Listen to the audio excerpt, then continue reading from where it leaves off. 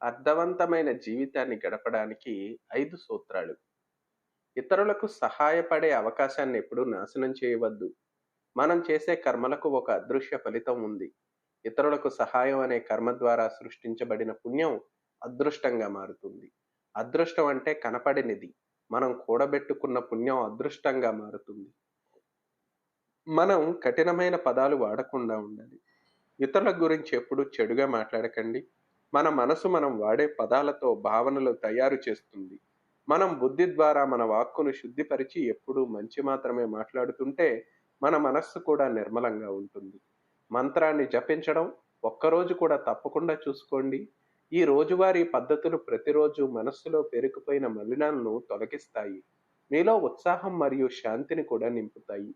సత్సంగంలో కనీసం కొంత సమయం గడపడానికి ప్రయత్నించండి. ప్రవచనాలు వినడం, మంచి విషయాలు తెలుసుకోవడం, ఇలాంటి విషయాలు సత్సంగం యొక్క ఆదర్శ రూపాలు. ఉత్తేజకరమైన ఆధ్యాత్మిక పుస్తకాలను చదవడానికి కూడా సమయాన్ని వినియోగించుకోవచ్చు.